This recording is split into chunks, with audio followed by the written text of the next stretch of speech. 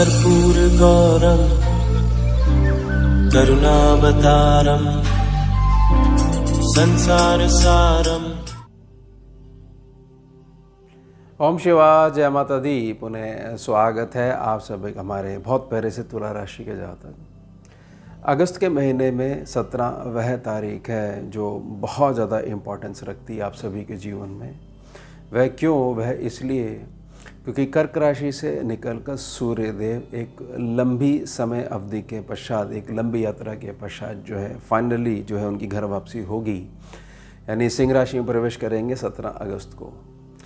अब सूर्यदेव जब अपनी राशि में आ रहे हैं, अपने घर पे आ रहे हैं, स्वाभाविक बात है कि बहुत ज़्यादा शुभता इसमें होनी चाहिए, लेकिन यहाँ थोड़ा सा विपरीत फल हो सकता है क्योंकि केतु वहाँ पहले से ही बैठे हुए हैं। अब केतु की जो मूल प्रकृति है, क्योंकि उनके पास ऊपर वाला हिस्सा है ही नहीं, यानी वह राहु के पास है, तो ना देख सकते हैं ना बोल सकते हैं, मस्तिष्क का तो सवाल ही नहीं है क्योंकि वो तो है ही नहीं। तो केतु जिस हिसाब से सिंह राशि के ऊपर एक प्रकार से कब्जा करके जो बैठे हुए हैं, तो यहाँ पर ये दोनों ग्रहों की युति होगी और युति होते ही 17 तारीख से ही जो है एक प्रकार सा युद्ध जो है वह आरंभ हो जाएगा। तो सूर्य और केतु की जो युति हो जाएगी, तो अब इससे क्या समझा जाए, जो प्रचलित जो बातें हैं भाई, ग्रहण दोष जो है वह लागू हो जाएगा, मान सम्मान को ठेस पहुँचने लग जाएगी, सरकारी कार्यों में क्या अड़चन आने लग जाएगी, और पितृपक्ष जो है क्या उनका जो आशीर्वाद है विपरीत जाने लग जाएगा।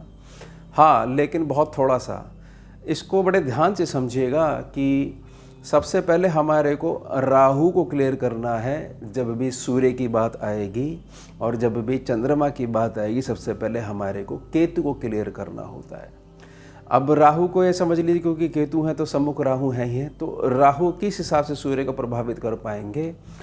अब कुंडली के माध्यम से समझिएगा कि गुरु जो हैं राहु को देख रहे हैं और राहु जो है वह पुनः जो है दृष्टि डाल रहे हैं गुरु के ऊपर, बृहस्पति देव के ऊपर।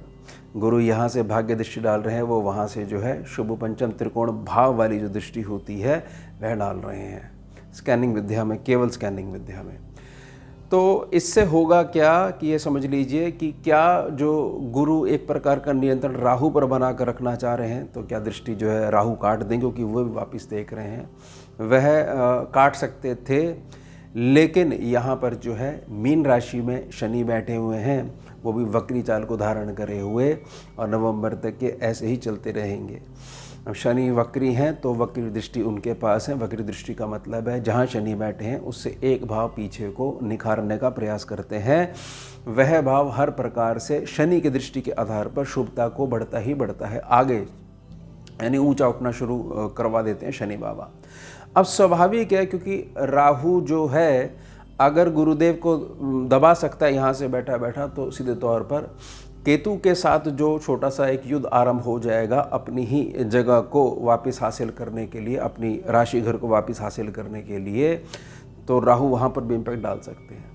लेकिन फिलहाल जो है शनि की बड़ी तीखी दृष्टि राहु के ऊपर है, कुंभ राशि के ऊपर है, स्वयं की राशि है, तो राहु की तरफ से बिल्कुल जो है निश्चिंत होकर बैठ जाइए।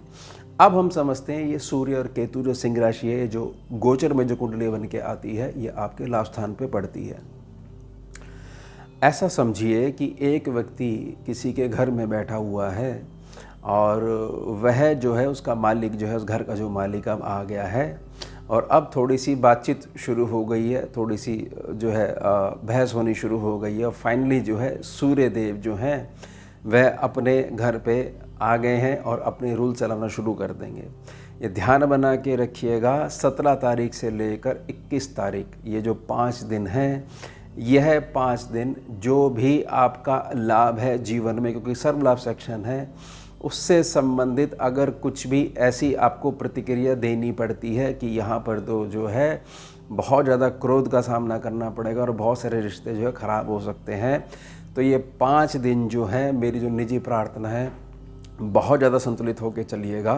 क्योंकि 5 दिन के पश्चात जैसे ही केतु जो है ये समझने लग जाएंगे, या सूर्यदेव जो है, सूर्यदेव का प्रेशर हिसाब से रहेगा कि ये घर मेरा है, ये हमेशा से मेरा घर है, तुम यहाँ जो बैठे हुए हो और अब मेरी वापसी हो गई है, जिस हिसाब से मेरे को मेरा घर चलाना है मैं वैसे ही चलाऊंगा। तो केतु क्या करेंगे, केतु फाइनली सरेंडर कर देंगे। और यह बात ध्यान में बना के रखिएगा कि गोचर में जब भी स्थिति नेगेटिविटी की चर्चा जब होनी शुरू हो जाती है तो सबसे पहले जातक को अपने 3 चार्ट क्लियर होने चाहिए, वो भी डेली एक्टिविटी के आधार पर, नित्य क्रियाओं के आधार पर। अगर आपकी लगन कुंडली, नवमांश कुंडली और दशमांश कुंडली आपने बहुत ज़्यादा मजबूत बना रखी है तो गोचर में कोई भी ग्रह कितना भी नेगेटिव प्रभाव क्यों ना दे रहा हो, आपको बहुत ज़्यादा जो है इशू देखने को नहीं मिल सकते। ये ध्यान बना के रखिएगा, ये सूत्र है। अब जब केतु जो है सरेंडर करने लग जाएंगे और सूर्य के हिसाब से चलेंगे तो जो हमारा अनुभव रहा है, सूर्य और केतु मिलकर अगर एक टीम बना के चलते हैं और ख़ास तौर से केतु बिल्कुल भी डिस्टर्बेंस नहीं करते हैं तो जातक जिस सेक्शन पे योग बन रहा होता है उस सेक्शन के माध्यम से प्रसिद्ध होने लग जाता है। और वो भी अच्छे वे में, ये नहीं कि भाई नाम तो हुआ लेकिन बदनामी वाले वे से जो है नाम उछल उछल के हमारा नाम ऊंचा हो गया और बताइए सब जो है हमारी इज्जत का जो है सब मखौल बन गया, नहीं। तो ध्यान रखने योग्य बात है क्योंकि 21 तारीख को कर्क राशि में ही बुध शुक्र का सुंदर जो है लक्ष्मी नारायण योग बनने लग जाएगा। उससे जो 5 से 7 दिन और मैक्सिमम 10 दिन जो है, 10 दिन मतलब लगा लीजिए 10वां दिन लास्ट है कि तब उससे ज़्यादा केतु डिस्टर्ब नहीं करेंगे, फाइनली सरेंडर करेंगे। तो 21 तारीख के बाद से जैसे शुक्र बुध जो है ये अस्तित्व में आ जाएंगे, शुभ लक्ष्मी नारायण ऊर्जा जो है बिखेरनी शुरू कर देंगे आप सभी के जीवन में। तो एक प्रकार से जो विष फैलने लग गया था उसको सोखना शुरू कर देंगे, पुनः गाड़ी ट्रैक पे आ जाएगी। तो मेरी जो निजी प्रार्थना है ये केवल 17 से 21 तारीख के मध्य है। बहुत सारी चीज़ें जो हैं वो अस्तित्व में आने का प्रयास करेंगी लेकिन उनका बीज जो है केतु वही करेंगे, भ्रम की स्थिति पैदा करेंगे। बहुत ज़्यादा जो तुला राशि का जातक, तुला लगन का जातक जो इमोशनली बहुत ज़्यादा प्रभावित बना रहता है, इमोशंस को बेस बनाकर काम खराब करवा सकते हैं। लेकिन हमें पूर्व में जानकारी दे दी गई है, मैंने निजी प्रार्थना करी है।